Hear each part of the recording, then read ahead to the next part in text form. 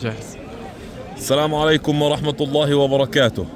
من باحات المسجد الأقصى المبارك نتقدم بالشكر لجمعية يتيم الذاكرات بألمانيا على الدعم الكريم لمشاريع رمضان. تقبل الله منكم وجزاكم الله كل خير. رمضان كريم، كل عام وأنتم بألف خير.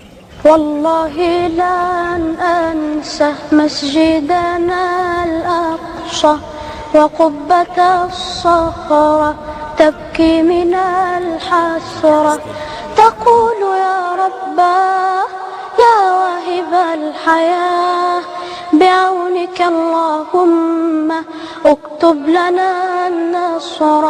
وشجرة الزيتون بغصنه الحنون يبكي على شهداء أرضنا الحرة. يا لوعة النفس عليك يا قدسي، وأنت في البلوى والعيشة المرة. يا إخوة الإسلام سيروا إلى الأمام بالعزم والإقدام. ما زالت الحرب مستمرة على قطاع غزة، وما زال الاحتلال يمارس أبشع أنواع الانتقام في أبناء الشعب الفلسطيني، حيث خلف أكثر من 1300 شهيد حتى هذه اللحظة، وما يزيد عن 5000 مصاب، ما بين الخطيرة والحرجة يقتلون في مستشفيات قطاع غزة الحبيبة. ها نحن اليوم في مؤسسة الذاكرات نقوم بتحضير الوجبات الساخنة لتوزيعها على أبناء قطاع غزة النازحين. شكرا من القلب لكل من يقف بجانب الشعب الفلسطيني في هذه الأوقات الحرجة. في ساحة الإيمان هيا ارفعوا القرآن وحطموا الأوثان.